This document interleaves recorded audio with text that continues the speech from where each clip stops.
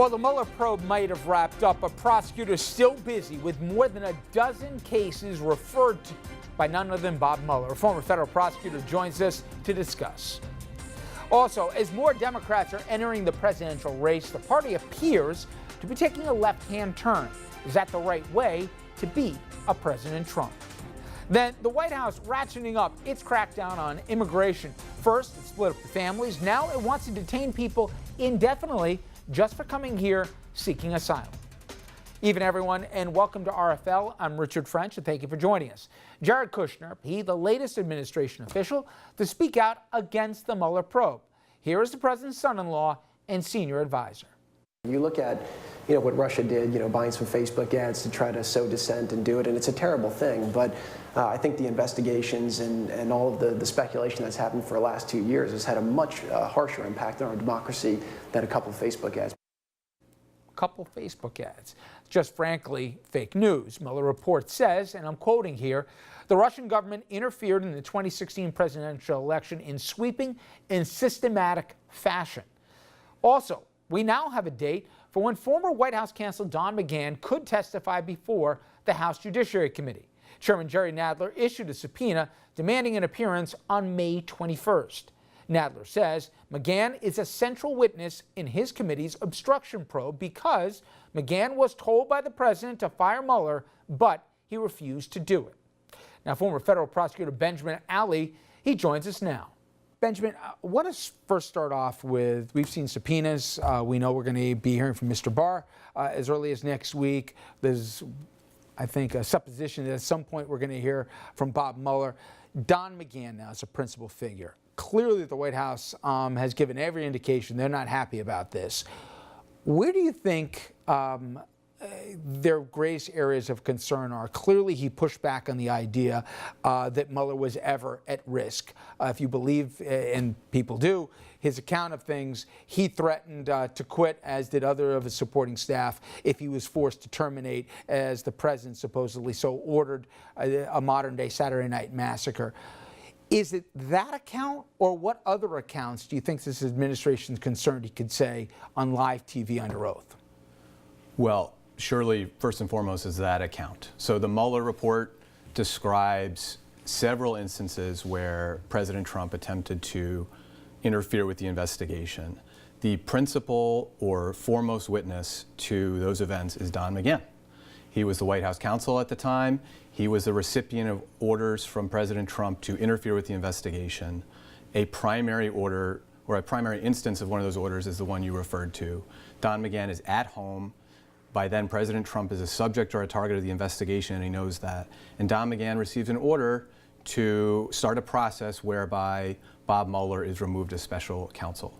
That testimony on live TV before Congress, presumably Don McGahn will be asked about that, is potentially damaging to the president. He surely is concerned about that. William Barr, for a lot of us that didn't follow necessarily too closely his time at Justice beforehand under previous administrations, was, well, this guy's a lot more credible than Matt Whitaker here. He'll be an adult at the table. During his confirmation hearings, he went on and on about his immense respect and close friendship with the Muellers, and people said, okay, let's do the benefit of the doubt. Then we saw the preamble to the release of the report, and it sure didn't seem that he was a ref that was, objective, picking shirts and skins. To that end, there's a clip that has now resurfaced from the 90s, and it amplifies some concern before the confirmation that his view of executive power was much wider than a lot of other folks. Let's take a listen. I think everyone can agree with the premise that there are certain cases that are so sensitive and serious that they shouldn't be treated as business as usual. Something extra has to be done to ensure the public that there's not going to be political fixing in the case. Now, here's a case where in order to develop it, and these cases are difficult, one has to blow through some roadblocks, maybe challenge privileges, maybe ask the president to come before a grand jury. So, he's the same guy who wrote that 19-page memo saying to the president, there's wide executive power, which everybody believes, expedited his nomination and eventual confirmation. Who is William Barr? And why would somebody with his reputation ever, and I'm trying to put you on the couch here, but why would he do what he's doing now for this guy? You're right. It's hard to get into William Barr's head to understand why he's doing what he's doing. But you'll agree, that clip in the 90s versus what I heard last week at 9:30 in the morning, those are two very different people, it seems. Well, he came as someone with a lot of credibility from his prior tenure as Attorney General, but there's no credibility to what he's been doing since he's become Attorney General this time around. There's a lot of concern, there's a lot of fair criticism of William Barr about his memo, his summary memo that he issued prior to the release of the report. There are 2 paragraphs in it that are particularly problematic, where he characterized findings of Bob Mueller and mischaracterized them. And he, now that we have the report, shielded from view or spinned in a way that made very unclear what Mueller in fact had done. That's a real concern for the Department of Justice. There are hundreds of thousands of employees in the Department of Justice. William Barr is the head of that. The credibility of that agency is very important, and it's at stake right now with William Barr at the head. I want to talk about, because now basically it's in the hands of Congress as to where this gets pursued, and in many ways it's a political calculation what they do with this president as he sits now. But somebody you obviously know, Pripahara, the former U.S. attorney, he said the following, because remember, there were 14 cases that the Mueller team decided to farm out, if you will, to some of the district courts, including the Southern District of New York. Again, this is Pripahara. The Mueller view, it seems to me, if you look at the document, is that they absolutely believe there is a potential viable prosecution once Donald Trump leaves office. I mean, he says in great particularity that although you cannot prosecute a sitting president under the OLC interpretation, we are nonetheless preserving evidence while memories are fresh and documents are available, because a president, once he leaves office, can be charged with crimes committed while in office. I don't think it could be more clear. If you were private counsel to the president right now, is this what you'd be most concerned about? What's waiting for you at the Southern District, the Eastern District? What has been decided on the part of Mueller to say, you guys handle this. This is outside of my lane here, but nonetheless, some of the restrictions on Mueller certainly don't exist at your old stomping grounds. Yes, I think if I were counsel to the president, he probably wouldn't listen to me because he doesn't listen to a lot of counsel.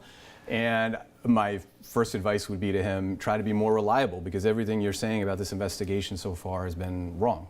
You called it a witch hunt. It's not a witch hunt. It was a thorough, careful investigation that did not result in an indictment of you and couldn't have resulted in that. So counsel to the president telling him now about future risks should include you could potentially be prosecuted. You mentioned 14 referrals that came out of the Mueller probe. Those are ongoing. Only 2 of those are known right now. One is the prosecution of Michael Cohen. That was here in SDNY. That resulted in the conviction of Michael Cohen. It resulted in the president being revealed as essentially an unindicted co-conspirator for the payment, the use of campaign finance funds to make hush money payments. The other is a prosecution of Gregory Craig. That's pending and ongoing. The other 12 are unknown. They're redacted in the appendices to the Mueller report, and we'll find out whether they implicate Donald Trump or his associates or not. Is exposure for the president limited till either after next November, or if reelected at the end of his second term? Does the clock basically wait until he's done before these move ahead, or can these move ahead even while he's a sitting president? The investigations can move ahead. Sure. And even the Mueller report itself describes there's no bar on investigating the president. The question you raise about the prosecutions is an open one. So the statute of limitations for many federal crimes, including obstruction of justice, is 5 years. So that would run from the end of the conduct ordinarily. So at some point after the next presidential election, but before the one after that. So if President Trump is no longer president following the next election, then he would be open for prosecution from any of these 12 referrals if they involve him, or from the obstruction of justice that's set out in the Mueller report in Volume 2. However, if he remains president for another 4 years, then that would outlast the period of the statute of limitations and would create a question which is still open, which is, can that period of statute of limitations of 5 years be extended, the legal word is told, until the president becomes amenable to prosecution, or until he is no longer immune under this Department of Justice policy? That's an open question, whether the statute of limitations can be told as to the president while he's in office. to me, I think we're going to look back as the basic rule of law is being tested right now in live, living color. People are trying to find their way because no one ever imagined maybe this particular presidency, that where does executive power start and stop, and what tools are there for enforcement short of prosecution. But I think it's fascinating, and I certainly appreciate a few minutes, Benjamin. Thank you very much. Great job. Thank you. It's a pleasure. All right, when we come back here, we mentioned politics in the next election. Well, the race, whether we like it or not, is well underway. Some of the top 2020 Democrats, they'd like to see the president impeached, but is that the right approach politically? We're going to show you why some pretty smart folks are saying facing Trump could be the best thing that could happen to the Dems next November.